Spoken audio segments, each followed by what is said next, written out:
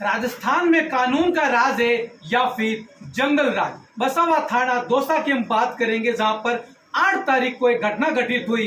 एक व्यक्ति के साथ में मारपीट की, लूट की। उसके बाद में 10 दिन बाद आज मेडिकल करवाया जाता है। मैं मेरे कैमरामैन से कहूंगा कि एक भाई का चेहरा जरूर दिखाए, जो चोट लगी है वो चोट जरूर दिखाए, जो पांव फ्रैक्चर हो चुका है और इस पांव में रॉड लग चुकी है। क्या नाम है आपका, क्या कुछ घटना घटित हुई? भागचंद सैनी है सर नाम मेरा। हम दोनों भाई थे, दुकान बढ़ा के हमारी, और हम वहाँ से दुकान बढ़ा के आ गए। दुकान बढ़ाने के बाद भी हमने परचूनी की दुकान से सामान ले रहे थे, तो छोटा वाला भाई बाहर रोड पे खड़ा था गाड़ी लेके, और मैं परचूनी दुकान के अंदर था सर। तो पहले मैंने सामान ले लिया कंप्लीट करके। मैंने छोटे बड़े भाई से बोला कि भाई यार गाड़ी को आगे ले ली, सामान रखवाना है। तो वो जो ही गाड़ी निकालने लगा तो गाड़ी को निकालने नहीं दिया और उसके साथ मारापीटी चालू कर दी, डीएलआई चालू कर दी, मारापीटी करने लग गए। तो मैं उसको जो ही बचाने के लिए आया तो मेरे साथ ही मारापीटी कर दी सर उन्होंने सबने। 3-4 लोग थे। उसके बाद में मारापीटी करने के बाद में 2-3 लोग, गाड़ी मेजर गाड़ी थी उनके पास, मेजर गाड़ी से उतर के आए जी, और मेरे चारों तरफ लूट गए। 3-4 लोग। बैग था मेरे पास, 2 लाख रुपए बैग में कैश थे, 50,000 मेरे जेब में थे। तो मेरे बैग को छीनने की कोशिश की, लेकिन मैंने बैग नहीं छोड़ा। मेरे बैग के पीछे बैग भी टूट टाट गया तनी मनी, लेकिन फिर मैंने बैग नहीं छोड़ा। फिर 3 लोग नीचे से गाड़ी से आए, उन्होंने पीछे से पकड़ लिया मेरे को। 4-5 लोग हो गए। एक लोग ने पीछे से उतर के और गाड़ी से लठ निकाला और मेरे पीछे से 4-5 लठ रख डाले। मेरा पैर फ्रैक्चर हो गया, मैं तो गिर गया वहाँ। मेरे को पता लग गया पैर फ्रैक्चर हो गया कि मेरे से खड़ा नहीं रहा है। फिर मेरे को साइड में खींच के उन्होंने पटक दिया। उसके बाद में मेरे पड़े 4-5 मुंह पे उन्होंने जूते पहन रखे थे। जूते की इतनी मारी कि मेरा मुंह तिरछा हो गया और मैं चिल्लाने लगा। फिर बाद में उन्होंने छोड़ा। उसी टाइम एक कांस्टेबल, ऐसा ही था, कांस्टेबल नहीं ऐसा ही था सर, ऐसा ही उसके वहीं खड़ा था। उसने एक को पकड़ रखा था, उसने ऐसा ही पकड़ रखा था, एक को पकड़ रखा था। दूसरे भाई के साथ मारपीट। मैंने बोला पब्लिक से, यार मेरे साथ तो पैर तोड़ दिया मेरा, तब दूसरा भाई के साथ मारपीट हो रही है, उसको तो बचाओ कम से कम। उसको बचाने, उसको उसके साथ 50,000 रुपये तो उसकी जेब से वो निकाल के लेके भग गए। और एक चैन थी सोने की, वो चैन गायब हो गई। सोने की चैन भी ले गए? सोने की चैन भी ले गए, 50,000 रुपये ले गए। और उसके बाद में मारापीटी करने के बाद में उसको गाड़ी में डालने लगे। गाड़ी में डालने की फिर बाद में पब्लिक को आई। मैंने बोला भाई उसको तो बचाओ कम से कम, मेरा तो पैर फ्रैक्चर हो गया तो उसको तो बचाओ। फिर पब्लिक ने, और पब्लिक आई और पब्लिक ने उसको बचाया। गाड़ी में से उसको खींचा बाहर, जब आके वो उसको। क्या हथियार थे उनके पास सर? उनके पास डंडे थे, डंडे और कट्टे वगैरह भी थे। डंडों से पीटा है सर मेरे को, 4-5 लठ दिए हैं मेरे पीछे से। कोई धमकियां भी मिली आपको? बिल्कुल सर, धमकियां दे रहे हैं बार बार। परिवार वालों को धमकी दे रहे हैं कि ऐसा कर देंगे, ऐसा कर देंगे, तुम ऐसा नहीं करोगे तो ऐसा आगे कार्रवाई करोगे तो हम तुम्हारे साथ, तुम्हारे घर वालों को ले जाएंगे, ऐसे कर देंगे, मारापीटी करेंगे, दोबारा करेंगे ऐसा काम। मेडिकल कब हुआ आपका? मेडिकल सर आज ही हुआ है सर, 10 दिन में जाके सर। 10 दिन बाद हुआ, वो भी दौसा में प्रदर्शन करने के बाद? बिल्कुल सर, कल कलेक्ट्री पे प्रदर्शन था, उस वजह से सर कल ले गए पुलिस वाले। सारा दिन भर मेडिकल नहीं हुआ सर, फिर आज जाके मेडिकल हुआ है। पुलिस ने किन धाराओं में मुकदमा दर्ज किया उन पर? अभी क्या स्थिति है सर? 3 गिरफ्तार हो गए थे उस टाइम। ऐसा एएसआई था, उसने गिरफ्तार किया था। एएसआई के सामने सारी घटना हुई सर, लेकिन उन्होंने भी दूसरे 3 गिरफ्तार हो गए। एक तो एएसआई ने पकड़ रखा था, 2 और कांस्टेबल वगैरह ने पकड़ा। उसको दूसरे दिन 151 में जमानत दे दी सर तीनों को। किसका संरक्षण है आखिरकार? सर पुलिस का ही संरक्षण मानते हैं सर। पुलिस के सामने सारी घटना हुई, फिर भी वो दबा गए मामले को। उनके सामने मेजर गाड़ी पुलिस ने निकाली और मेजर गाड़ी चली गई। बाद में वो तो पब्लिक ने जाके उसको मेजर गाड़ी को पकड़ के पुलिस को सुपुर्द किया सर। हमारे साथ में राष्ट्रीय फूलों ब्रिगेड के अध्यक्ष सीपी सैनी जुड़े। सीपी जी, ऐसी घटना के दिल दहला जाए, पुलिस के सामने घटना घटित होती है, एफआईआर दर्ज की, 151 में छोड़ दिया गया, तो आपका क्या आगे रवैया रहेगा? कैसे न्याय दिलाएंगे? ये एक बहुत दुर्भाग्यपूर्ण घटना है और जिसकी बहुत कड़े शब्दों में निंदा है। लेकिन आज आज़ादी के 75 साल बाद ऐसी घटनाएं हमें देखने को मिल रही है। हम कहते हैं कि एक नए भारत की तरफ हम बढ़ रहे हैं, लेकिन आज आज़ादी के 75 साल भी हमारे भाइयों को साथ, उनके साथ कहीं रोज़ घटनाएं हो रही हैं। आज इतनी बड़ी घटना है जिनके साथ बैठे हो आप, भागचंद जी के साथ, एक नौजवान के साथ, एक हमारे युवा पीढ़ी के साथ इतनी भयंकर घटना की गई, उसके साथ मारा पीटी गई, पैर को तोड़ दिया गया, रोड लगा दी गई। लेकिन क्या पुलिस प्रशासन, क्या इतनी, मैं क्या कहूँ पुलिस प्रशासन के बारे में, जितना कहूँगा वो कम रहेगा। क्या इतना डर गई पुलिस प्रशासन? या पुलिस प्रशासन उनसे मिली भगत की बात कर रही है कि जो धारा 151 में गिरफ्तार करती है अपराधियों को और सुबह छोड़ देती है? इससे बड़ी विडंबना क्या हो सकती है? कहीं ना कहीं मुझे ये लगता है कि पुलिस प्रशासन इसमें पूरी तरह से मिली हुई है। और मैं साफ साफ शब्दों में कहना चाहता हूँ, आज अगर प्रशासन, पुलिस प्रशासन नहीं मिला होता तो अब तक इसका मेडिकल आप सोचिए 10 दिन बाद में हो रहा है, वो भी ऐसे नहीं हो रहा, वो भी 10 दिन बाद में। हमने हजारों की संख्या में जब प्रदर्शन किया कलेक्टर के घेराव पे, तब जाके आज मेडिकल हुआ इस भाई का। अब आप सोचिएगा उन लोगों को कितना संरक्षण है। वो ऐसे छोटे मोटे बदमाश तो हो नहीं सकते। जब पुलिस के सामने मारापीटी कर रहे हैं, पुलिस के सामने जब पैर तोड़ दिया गया, तो कहीं ना कहीं पुलिस की उन्हें मिली भगत है, और पुलिस प्रशासन है पूरी तरह से उनकी मदद कर रहा है।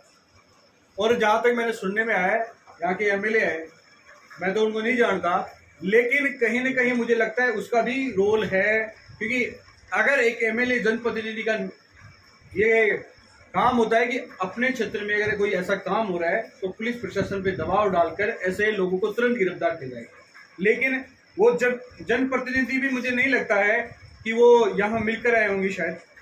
और ये जो एक फोटो मुझे देखने को मिली है, ये उन अपराधियों की है। अपराधियों की फोटो एक बार मैं भी देख लेता हूं। उनके मोबाइल से मिली ऐसा बताया जा रहा है। एक बार मैं कैमरे में कहूँगा विजुअल जरूर ले। चारों के हाथों में तो बंदूक है साहब। यह है गहलोत सरकार की लोकतंत्र कहूँ या फिर पुलिस प्रशासन, गृह मंत्री का। एक बार देख लीजिए इस फोटोज को आप जरूर तरीके से कि ये स्थिति है, इन पर आरोप लगाए जा रहे हैं जी।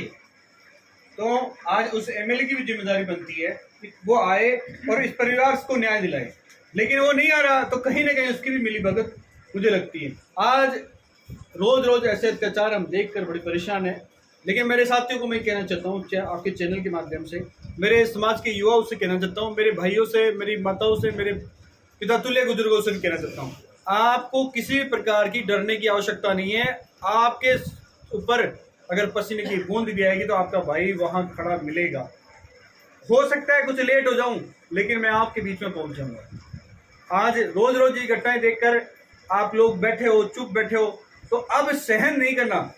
अब तो मुझे लगता है कि शायद कोई हाथ से बात करेगा तो हाथ से बात करेंगे, कोई उंगली से बात करेगा तो उंगली से बात करेंगे। ये समय आ गया। और अब कोई ईंट से बात करेगा हमसे तो हम सीधा पत्थर से बात करेंगे। ये टाइम आ गया मुझे लगता है। इसलिए मैं सरकार और प्रशासन से साफ शब्दों में कहना चाहता हूँ, आप कार्रवाई करें, अन्यथा आप इस कानून को हमारे हाथों में लेने की प्रतीक्षा नहीं करें। जिस दिन हमने कानून अपने हाथों में ले लिया, उस दिन आप सोच सकते हो हम क्या कर सकते हैं। सुबह से शाम तक आप दौड़ भाग में रहते हो और खाना है वो सड़क पर खाते हो। आपका एक वीडियो है, फोटो है, वो आज वायरल भी हो रहा है। फिर कैसे समाज को न्याय दिलवा पाएंगे? क्या कर रहे हैं? क्योंकि मॉब लिंचिंग जैसी घटना राजस्थान में होना, और फिर भी प्रशासन है उस घटना को नहीं मान रहा है। देखो, रोड पे तो अब जब पूरी जिंदगी रोड पे हमने दाव पे लगा दी, तो रोड पे तो खाना खाना ही है। अब जिनका समाज इतना बड़ा हो, जिसका परिवार इतना बड़ा हो, और जब जिम्मेदारी मिल जाती है उसकी, आज पूरा राजस्थान के 313 तहसील है, 11,240 गांव है, तो पूरे गांव में जहां हर गांव में करीब करीब मेरे समाज मेरा परिवार है, तो उस परिवार के साथ कोई भी घटनाएं होगी तो मुझे पहुंचना जरूरी है। तो आधी बार तो मुझे रोड पे खाना खाना ही पड़ेगा, और आधी बार रोड पे सोना ही पड़ेगा, और रोड पे ही चलना पड़ेगा। इसलिए रोड तो हमारी ऐसे मानिए माँ की समान हो गई। इसलिए हमें रोड पे सोने में, रोड पर खाने में, इसमें कोई एतराज नहीं है। लेकिन आज जो घटना हुई है, जो गोपालगढ़ में जो घटना हुई है अलवर में, वो गोविंदगढ़ में बहुत दुर्भाग्यपूर्ण है। इतनी दुर्भाग्यपूर्ण है कि मुझे बार बार उस घटना को याद आकर मेरे आंखों में आंसू आ जाते हैं। एक 50 साल का बुजुर्ग जो बेचारा अपने 12 आदमियों के परिवार को कैसे जैसे उसका लालन पालन कर रहा था, और जैसे ही वो सुबह रोज दिनचर्या की, जैसे अपने सुबह 4 बजे उठना, फिर फ्रेश होना, फिर वही नादों की मंडी में जाना, सब्जी लाना, और आज उसी के हिसाब से फिर आज वही दिनचर्या के साथ सुबह उठा, और जैसे शौचालय के लिए गया, उसको क्या पता था कि ऐसे घात लगा के लोग बैठे हैं जो भी एक अल्पसंख्यक समाज के थे, जिन्होंने 25 से 30 लोग आए और उसको बहरे में से मारा पीटा गया। मुझे तो यहाँ तकलीफ हो रही है, उसको 25-30 लोगों ने कितनी बुरी तरह से मारा गया होगा, कहाँ से मारा गया होगा, कैसे मारा होगा, कितना तड़प रहा होगा। और सरकार और प्रशासन उसके मॉब लिंचिंग मारने के लिए तैयार नहीं है, बल्कि सरकार कह रही है कि 1000 रुपये ले जाओ उसके परिवार को। मुझे बड़ा आश्चर्य हुआ कि वो कह रही कि आप इसका 1000 रुपये ले जाओ और इससे आदमी का इलाज करा लो। ये कितनी दुर्भाग्यपूर्ण है। मुझे तो ये कहता है कि अब शायद मुझे लगता है मेरे भाइयों को किसी भी प्रकार की डरने की आवश्यकता नहीं है। आज मैं इस पीड़ित परिवार से जब बार बार बात करने की कोशिश की मैंने उनको कहा कि अपन न्याय दिलाएंगे, इसके लिए आंदोलन करेंगे, इसके लिए धरना प्रदर्शन करेंगे, लेकिन वो परिवार बार बार जब भी मैं बात करने की कोशिश करता वो अंदर जाके छुप जाता। मैंने कोशिश की बहुत बार बात करने की, लेकिन पता नहीं उस भाई के पास किसका बार बार फोन आ रहा था, तो वो फोन पे बात करता और वो फिर अंदर जाके लुक जाता। तो कहीं ना कहीं मुझे ये लग रहा है प्रशासन का पूरा दबाव था, कहीं ना कहीं राजनेताओं का पूरा दबाव था, सरकार का भी कहीं ना कहीं मुझे लगता है इसमें बहुत बड़ा मिलीभगत है। और आज ये जो घटना देखने को मिली है ये वाकई एक झंझोर देने वाली है। ये पूरा राजस्थान आपके चैनल के माध्यम से देख रहा है, लेकिन मैं इसके माध्यम से इतना ही कहना चाहता हूँ कि मेरा युवा साथियों, हम युवा आपके लिए लड़ रहे हैं दिन रात। हम आज आपको पता ही नहीं है, हम लगभग 100 से 125 गाड़ियों के साथ हम काफिले के साथ पहुंचे थे, और वो इसलिए पहुंचे थे ताकि आपको न्याय मिले। लेकिन आप लोग डर कर अपने घरों में छुप गए। आखिर कब तक छुपे रहोगे? एक दिन तो तुम्हें अपने हक और अधिकारों के लिए बाहर आना ही पड़ेगा। आज नहीं आओगे कल आना पड़ेगा। आपके आने वाली पीढ़ियां गूंगी पैदा होगी। वो सही कहा था ग्रेट महात्मा ज्योतिबा फुले ने कि अगर तुम आज नहीं लड़े तो आने वाली पीढ़ियां तुम्हें माफ नहीं करेंगी। तुम्हारी पीढ़ियां गूंगी होंगी। तुम्हें खुद के हक और अधिकारों के लिए, स्वयं के लिए तो लड़ना पड़ेगा भाई। अपने हक और अधिकारों के लिए नहीं लड़े तो फिर क्या मतलब है? आज इस भाई को देख रहे हो, इसने क्या गलत किया? हमें क्या पता था कि ऐसे घात लगा के बैठे? वरना क्यों हमने कोई चूड़िया पहन रखी क्या? हम भी साला 100 लोग खड़े थे करते आते, अगर माइक लाल अगर सामने हम कंधे से उसको आमने सामने की लड़ाई लड़ते, हम बताते कि माली कहाँ से कमजोर है। मेरे भाई अब वो आज़ादी के 75 साल पुराने वाले होंगे। अब आज का युवा कमजोर नहीं है। आमने सामने की लड़ाई लड़ो ना, ऐसे छुप छुप के क्या व्यवहार करवाते हो? और ये जो पुलिस प्रशासन है जो मिली भगत है, मैं उनको साफ कहना चाहता हूँ, अपराधियों को गिरफ्तार करें, उन पर कड़ी से कड़ी कार्रवाई करें, अन्यथा ये कानून कहीं ऐसा नहीं हो कि आम लोगों को अपने हाथ में लड़ा। मालिक कहाँ कमजोर है? मुख्यमंत्री है अशोक गहलोत, उसके बाद में ये स्थिति है। अब अशोक गहलोत को बड़ी दुविधा है, अल्पसंख्यक समुदाय का साथ दे या फिर समाज का और न्याय का साथ दे। ये प्रशासन की गलती है, अशोक गहलोत की गलती नहीं है। अशोक गहलोत तो मुख्यमंत्री है, उसको थोड़ी पता है क्या हो रहा है क्या नहीं हो रहा है। गृह मंत्री भी है साथ में, गृह मंत्री है। ये प्रशासन की गलती है। यहाँ पुलिस प्रशासन का काम है कि एक शांतिपूर्ण व्यवस्था बनाए, और कहीं ना कहीं मुख्यमंत्री जी का फायदा उठाकर आज जो गृह विभाग है वो कहीं ना कहीं मुख्यमंत्री जी को डैमेज करने का काम कर रहा है। तो आप क्या मानते हैं कि मुख्यमंत्री के पास में वास्तविक रिपोर्ट पहुंचती नहीं है? मुझे लगता है मुख्यमंत्री जी के पास वास्तविक रिपोर्ट नहीं पहुंच रही है, और मुझे लगता है कहीं न कहीं विपक्ष की ये चाल है, ये षड्यंत्र है विपक्ष का मुख्यमंत्री जी को डैमेज करने का। वरना हमारे जो मुख्यमंत्री जी हैं वो बहुत ही सुलझे हुए व्यक्ति हैं, और वो इसको इसलिए जननायक के नाम से कहा जाता है। लेकिन ये कहीं ना कहीं ये पूरा जो उसका गृह विभाग है ये षड्यंत्र से भरापूर्ण है। मुझे लगता है ये विपक्ष की चाल है, और विपक्ष उनको मुख्यमंत्री को डैमेज करने का काम कर रहा है। और आज जिस प्रकार से जगह जगह घटनाएं हो रही हैं, उनको इस बात की सूचना तक नहीं दी जाती। आज एक अभी देखा होगा, एक पूर्व मिनिस्टर ने भी डाला एक वीडियो कि मुख्यमंत्री जी को पता ही नहीं है कि उनके ही इस राजस्थान में एक महिला को जिंदा जला दिया गया, लेकिन मुख्यमंत्री जी को ये बात पता ही नहीं चली। ये मुख्यमंत्री जी को तो वहां ऑन द स्पॉट बताई जा रही है। तो इसलिए मुख्यमंत्री जी गलती नहीं है, ये तो उनके जो कर्मचारी हैं, जो गृह विभाग के डिपार्टमेंट के लोग हैं, ये बिक चुके हैं। मुझे लगता है कहीं ना कहीं ये विपक्ष के बहकाव में आ चुके हैं और डैमेज कंट्रोल कर रहे हैं। अब इन दोनों को न्याय कैसे दिलवाएंगे? किससे मिलेंगे? अब न्याय लेकर रहेंगे, हम न्याय चाहते हैं। सड़कों पे लड़कर दोनों ही या कोई और तरीका? इसके बारे में हमारी कोर कमेटी कल ही बैठेगी, क्या डिसीजन लेती है। अगर रोड पे उतरने की जरूरत पड़ेगी तो फिर वापस रोड पे आएंगे, और अगर प्रशासन से मिलकर मिलती है तो वैसे करेंगे। कहीं ना कहीं तो हमें न्याय की उम्मीद है, और वो न्याय लेकर रहेंगे। किस प्रकार सरकार देती है वो सरकार की मर्जी, प्यार से देते तो ठीक है, वरना लटपटेंगे तो है ही, वो तो करना ही पड़ेगा।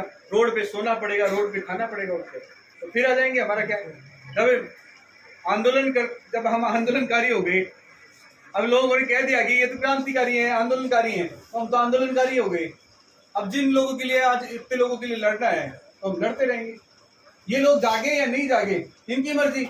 मैं मेरा फर्ज, कल ना मेरी आने वाली कौम ये नहीं के, मेरी आने वाली पीढ़ियां ये नहीं के कि सीपी सैनिक क्या कर रहा था जिस समय समाज के लोगों को मारा जा रहा था, जिस समाज के लोगों को गोली मारी जा रही थी, जिस समाज को सरेआम पीट पीट के मारा जा रहा था, जिस समाज को सरेआम फांसी दी जाती। तो सब मेरे आने वाली पीढ़ियां ये नहीं के कि यार मेरा बाप तो कहीं ना कहीं घर में जाके लुक के नहीं बैठ गया। मेरे आने वाली पीढ़ी आएगी कि हमारा बाप तो साला लड़ रहा था उस समय। और यही मेरा उद्देश्य है कि मैं मेरी आने वाली पीढ़ियों के लिए मैं लड़ूँ। 30 साल का युवा हो आप और समाज के लिए दिन रात लड़ते हो, धमकियां नहीं मिलती आपको, डर नहीं लगता? धमकियाँ क्या रखी है धमकियों में? वो जो थोते चने होते हैं वो बहुत बाजते हैं। धमकियों में क्या रखा है? जब इतना बड़ा परिवार है जिसके पीछे 1.5 करोड़ लोग हैं, उसके ऊपर आरोप प्रत्यारोप लगते रहते हैं, लोग धमकियाँ देते रहते हैं, उससे क्या फ़र्क होता है? इतना बड़ा परिवार हो तो क्या किस बात की चिंता? ये तो चलता रहता है। हमारा मकसद ये है कि हम सशक्त समाज का निर्माण चाहते हैं, हम समृद्ध समाज का निर्माण चाहते हैं, हम कर्ज मुक्त समाज का निर्माण करते हैं, और उसके लिए हम वापस फिर 15 सितंबर को उनको मजबूत दिखाने के लिए, सरकार को फिर हमारी ताकत दिखाने के लिए वापस जयपुर कूच कर रहे हैं। और 15 सितंबर को फिर बता देंगे सरकार को कि हम कहीं से कमज़ोर नहीं है, और फिर वही झंडा गाड़ देंगे। तो 15 को आरक्षण लेके ही उठोगे? आरक्षण की तो बहुत बड़ी लंबी प्रक्रिया है, लेकिन सरकार से बहुत कुछ लेकर उठेंगे, ये तय है। तो आपने सुना सीपी सैनी को, जिन्होंने क्लियर कहा कि अशोक गहलोत के पास में वास्तविक खबर है वो प्रशासन पहुंचने ही नहीं दे रहा है, या फिर उनको मिसगाइड किया जा रहा है। लेकिन गहलोत साहब, अगर सरकार रिपीट करनी है तो वास्तविकता में क्या कुछ हो रहा है वो आपकी इंटेलिजेंस से आपको गलत सूचनाएं दे रही है। वास्तविकता में अभी भी समय है कि वास्तविकता में हो क्या रहा है उन चीज़ों को देखें, और ईमानदारी से उन लोगों के साथ में, इस समाज के साथ ही नहीं सभी समाजों के साथ में आप न्याय करें, क्योंकि पुलिस प्रशासन के ऊपर ये काला दाग लग चुका है। क्योंकि पुलिस के सामने अगर ये घटना घटित होती है, एएसआई वहाँ मौके पर उपस्थित है, और फिर 151 में मुकदमा दर्ज किया जाता है, पाँव की चोटें लगी है, 50,000 रुपए और चैन लूट ली जाती है, उसके बाद में भी अगर पुलिस की मिली भगती है तो कहीं न कहीं ये राजस्थान के लिए शर्मनाक है। एक खास रिपोर्ट कुलदीप चांद के साथ दोसा।